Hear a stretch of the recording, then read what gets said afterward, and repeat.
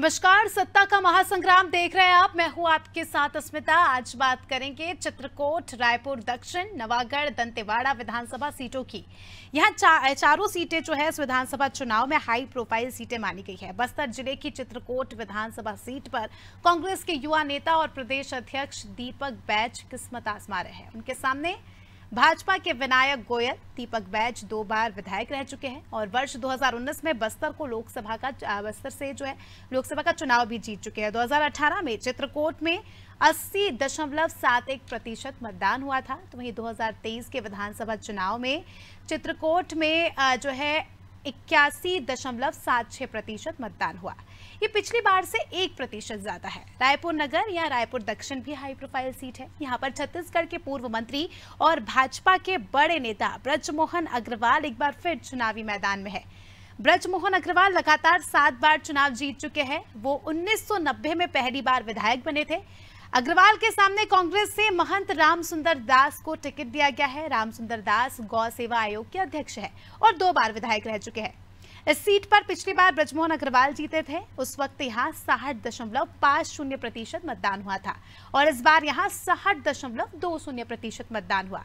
बेमेतरा जिले की नवागढ़ विधानसभा सीट पर भी रोचक मुकाबला है। यहाँ वर्तमान में मंत्री और सतनामी समाज के जगत गुरु रुद्र कुमार के मुकाबले भाजपा ने पूर्व मंत्री और 3 बार से विधायक दयाल दास बघेल को टिकट दिया है। कांग्रेस के रुद्र कुमार युवा नेता है और उनका समाज में अच्छा प्रभाव है। पिछले चुनाव में यहाँ से कांग्रेस के गुरुद्वाल सिंह बंजारे जो है जीते थे और यहाँ 73.10% मतदान हुआ था। इस बार 75.95% मतदान हुआ है। मतदान के बढ़ने का फायदा किससे मिलेगा और ये 3 दिसंबर को ही पता चलेगा। दंतेवाड़ा में महेंद्र कर्मा के पुत्र छविंद्र कर्मा को कांग्रेस ने चुनावी मैदान में उतारा है। महेंद्र कर्मा की झीरम घाटी कांड में नक्सलवादियों ने जो है निर्दयता पूर्वक उनकी हत्या कर दी थी। इस सीट से कांग्रेस ने पिछली बार महेंद्र कर्मा की पत्नी देवती कर्मा को टिकट दिया था, लेकिन इस बार उनके पुत्र छविंद्र कर्मा पर यहां पर पार्टी ने भरोसा जताया है। छविंद्र कर्मा उस वक्त सुर्खियों में आए थे जब पिछले चुनाव में उन्होंने अपनी मां की मुंह खिलाफत की थी। पिछले चुनाव में यहाँ पर जो है 48.92% मतदान हुआ और इस बार सबसे दिलचस्प ये है कि इस बार जो है यहाँ पर 69.88% मतदान हुआ, जो कि पिछले बार के मुकाबले लगभग 21% ज्यादा है। इस कारण यहाँ पर मुकाबला जो है काफी ज्यादा रोचक है। यहाँ भाजपा से चैतराम अटामी को टिकट दिया गया है और इस प्रकार से जो है यहाँ पर ये प्रत्याशियों के नाम हमने आपको बताया कि बीजेपी से कौन है, कांग्रेस से कौन है और हाई प्रोफाइल सीटें जो है मानी जाती है इन 4 सीट चित्रकूट, रायपुर, नवागढ़, दंतेवाड़ा।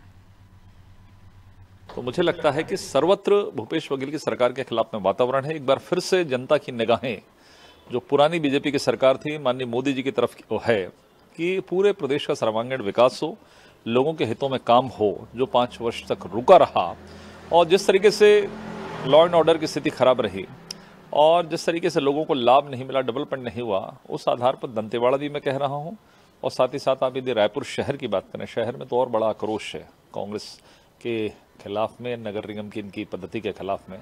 तो मुझे लगता है दिक्कत नहीं है। रायपुर शहर की चारों सीटें जीतेंगे और दंतेवाड़ा भी हम जीतेंगे। चित्रकूट, नवागढ़ और दंतेवाड़ा में वर्तमान में कांग्रेस के विधायक हैं और जिस प्रकार से प्रदेश में कांग्रेस के प्रति रुझान दिख रहा है जनता का और मुख्यमंत्री भूपेश बघेल जी की सरकार के जो काम है 5 साल के और कांग्रेस का घोषणा पत्र है, इस पर जो भरोसा जनता ने की है, तो इस बार फिर चित्रकूट, दंतेवाड़ा, नवागढ़ और दक्षिण विधानसभा में भी कांग्रेस के प्रत्याशी ऐतिहासिक मतों के साथ जीत दर्ज कराएंगे और पूरे प्रदेश में कांग्रेस फिर सरकार बनाने जा रही है और भारतीय जनता पार्टी इन 4 विधानसभा में कहीं भी नजर नहीं आ रही है।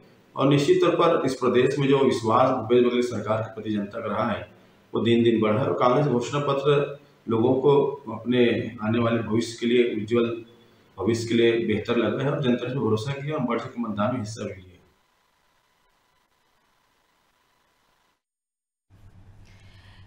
चलिए, तो चित्रकूट, रायपुर, नवागढ़, दंतेवाड़ा से क्या कुछ समीकरण सामने निकल कर आ रहे हैं, किस पार्टी में जो है यहाँ पर कड़ा मुकाबला देखा जाएगा, इन तमाम बातों पर चर्चा करेंगे। हमारे साथ हमारे कुछ खास मेहमान जुड़ चुके हैं, आपसे उनका परिचय करा देती हूँ। हमारे साथ कांग्रेस प्रवक्ता अनुभव शुक्ला जी जुड़ चुके हैं।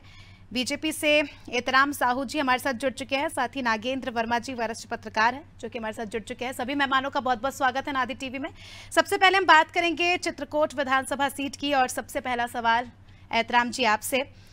कांग्रेस का गढ़ माना जाता है चित्रकूट, 2013 के पहले बीजेपी का गढ़ माना जाता था, लेकिन जब से जो है दीपक बैज यहाँ पर आए हैं कहीं ना कहीं बीजेपी की मुसीबतें बढ़ती नजर आ रही है। इस बार क्या लगता है आपको चुनाव में? अस्मिता जी, परिवर्तन जो है वो संसार का नियम है और परिवर्तन होते रहता है। जिनका कार्यकाल अच्छा रहा जनता निश्चित रूप से उसको आशीर्वाद देती है और कई बार जनता ये चाहती है कि हम थोड़ा सा बदलाव करके देखें। इस बार बदलाव के बहुत सारे कारण हैं, जैसा कि 1% वोटों का जो बढ़ोतरी हुआ है और जैसा कि हम सबका मानना होता है कि जहां जहां वोटों का प्रतिशत बढ़ता है वो सत्ता परिवर्तन की लहर है। और निश्चित रूप से इस बार महिलाओं का ज्यादा मतदान होना, ठीक है, और युवाओं का रुझान ज्यादा होना इस बात के लिए इंगित करता है कि परिवर्तन होने वाला है। और जनता का मत और अभिमत वहां 7 नवंबर को मत पेटियों में बंद हो गया है। 3 तारीख को मत पेटियां खुलेंगी और निश्चित रूप से जो बढ़ोतरी हुआ है उसका फायदा भारतीय जनता पार्टी को मिलेगा। विनायक गोयल को आपने टिकट दिया है। बात करूं दीपक बैज की तो काफी ज्यादा लोकप्रिय, जैसा कि मैंने जिक्र किया, युवा नेता है और जनता काफी ज्यादा पसंद करती है, उन्हें उनके कामों को पसंद करती है। लोकसभा की सीट भी वो जीते हैं, तो ऐसे में काफी ज्यादा टफ मुकाबला है। क्या चुनौती आपको लग रही है कि क्या चुनौती आ सकती है? विनायक गोयल जी भी युवा चेहरा हैं और दीपक बैज जी का विधायकी और सांसदी दोनों कार्यकाल वहां की जनता देख चुकी है और जनता परिवर्तन चाहती है। निश्चित रूप से विनायक गोयल जी के पक्ष में वहां का माहौल है और जब भी ऐसा स्थिति आता है दोनों युवा चेहरे हैं और नए चेहरे को लोग आजमाना चाहते हैं, इसलिए विनायक गोयल अनुभव जी से जवाब लेंगे। अनुभव जी, आपने सुना हमारे बीजेपी प्रवक्ता को, वो कह रहे हैं कि जनता इस बार जो है परिवर्तन चाहती है। क्या लगता है, परिवर्तन होगा? सबसे पहले तो आप और आपके सभी दर्शकों को नमस्कार। एतराम साहू जी को, बड़े भाई को, नागेंद्र जी को भी मेरा नमस्कार। देखिए, चित्रकूट विधानसभा की आप बात करेंगे तो वहां पे यशस्वी एक कैंडिडेट पहले से मौजूद है जो विधायक भी रह चुके हैं और जैसा आप लोग दोहरा चुके हैं कि वो सांसद भी रह चुके हैं। उन्होंने जब से वहां पे पदभार संभाला है उन्होंने वहां की जनता के लिए हित में काम किया है। मैं एक उदाहरण भी देता हूं आपको। उन्होंने पहली बार विधायक बनने के बाद उन्होंने ऐसे ऐसे गांव तक बिजली पहुंचाई, पानी पहुंचाया जहां उसके पहले, उनके विधायक बनने के पहले तक नहीं पहुंच पाया था। जनता के बीच में जो उनका जुड़ाव है, जनता से जो उनका कनेक्ट है, जनता जो उनकी बातों से, जनता जो उनके कर्मों से, जनता जो उनके विचारों से, जनता जो उनकी रीति से, जनता जो उनकी नीति से जुड़ती है, वो इतना मजबूत बुनियाद है कि जिसको कोई भी आ जाए उसको हिला नहीं सकते, क्योंकि उन्होंने जनता के लिए काम किया। और यही विश्वास जो जनता का श्री दीपक बैज के साथ है, इसी का ये नतीजा है कि आज वो प्रदेश अध्यक्ष और इतने युवा होने के बावजूद इतने बड़े नेता हैं, क्योंकि वो कर्मठ हैं, काम करते हैं, लोगों के हित में काम करते हैं। और यही चीज 3 दिसंबर को मत पेटियां जब खुलेंगी तो यही जो बात है जनता के सामने आएगी कि श्री दीपक बैज जी किस प्रचंड बहुमत के साथ वहां पे दोबारा अपनी जीत का परचम लहराएंगे। तो 3 तारीख को ही पता चलेगा कि जनता जो है किसे पसंद करती है। हमारे साथ वरिष्ठ पत्रकार नागेंद्र जी है।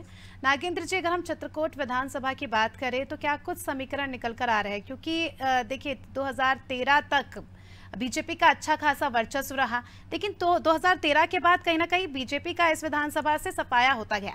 इस बार क्या लग रहा है, किस तरह के समीकरण सामने निकल कर आ रहे हैं? देखिए, ये समझ लीजिए कि चित्रकूट विधानसभा जो है बस्तर जिला मुख्यालय और संभाग मुख्यालय के सबसे निकटतम विधानसभा क्षेत्र आप मान सकते हैं और इसका एक पर्यटन आकर्षण है, जिसके कारण ये हर तरफ जाना पहचाना जाता है अपने चित्रकूट जलप्रपात के कारण। और इस क्षेत्र में जो विकास की असीमित संभावनाएं थी वो एक लंबे समय से अटकी हुई थी राज्य बनने के बाद।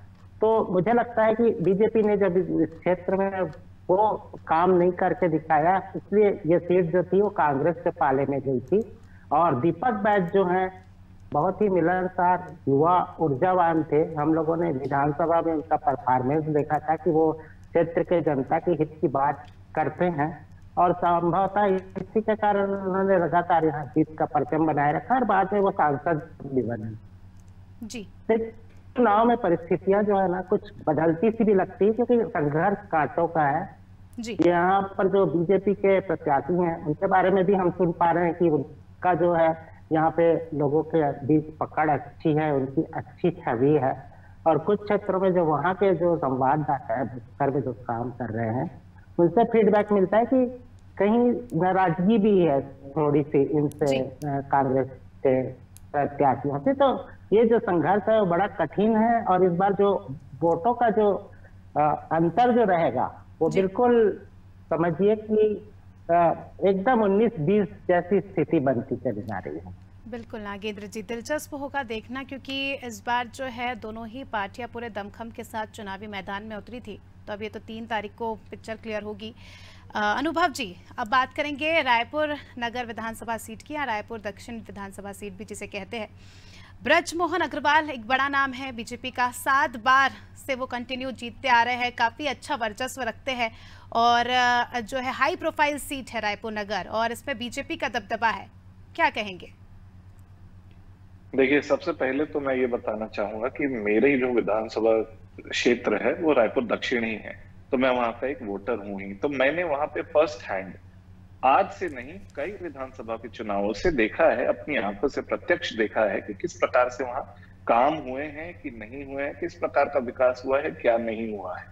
इतने चुनाव जीतने के बाद भी, इतने बड़े मंत्री पद मिलने के बाद भी उन्होंने अपने विधानसभा क्षेत्र को बिल्कुल नकारा है और वहां पे कोई कल्याणकारी कार्य, कोई खास अगर ऐसा होता तो बार-बार उन्हें है। नहीं चुना जाता ना अनुभव जी, ये बात तो हम मैं आपको जवाब देता हूँ ना, मैं आपको बताता हूँ, जवाब वही दे रहा हूँ, सुन लीजिए पूरी बात। उन्होंने काम नहीं किया। उनके चुनाव जीतने की अगर आपको स्ट्रैटेजी देखनी है तो बस एक छोटा सा उदाहरण मैं आपको देखता हूँ कि 2018 का या 2013 का या पीछे का भी आप चुनाव आयोग की जो रिपोर्ट होती है एक बार वो निकालिए और उसके बाद जो डिटेल लिस्ट रिपोर्ट आती है हर एक विधानसभा की, उसमें रायपुर दक्षिण का मैं आपको 2018 का ही उदाहरण देता हूं, पीछे तो छोड़ दीजिए।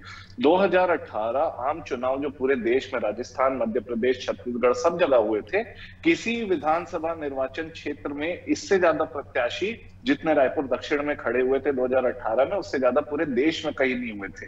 एकदम आपको गिनती बताऊं तो 48 प्रत्याशी खड़े हुए थे, मोटा मोटी बोल दें तो 50। और उन 48 को खड़ा करने के पीछे जो उनकी रणनीति रहती है, किस प्रकार से वोट बांटने का प्रयास करते हैं, किस प्रकार से पैसे लेके लोगों को खड़ा करते हैं, ये पूरे रायपुर की जनता और रायपुर दक्षिण की जनता जानती है।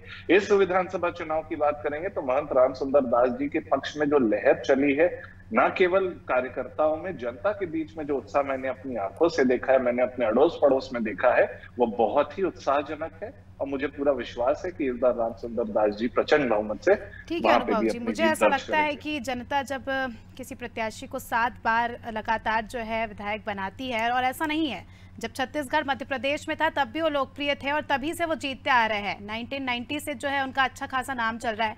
हालांकि अभी तो देखने वाली बात होगी। एहतराम जी, क्या कहेंगे आज, क्या कहेंगे आप? ब्रजमोहन अग्रवाल क्या फिर से दमखम के साथ इस बार चुनाव जीत सकते हैं? जनता क्या फिर से उन पर विश्वास जताएगी?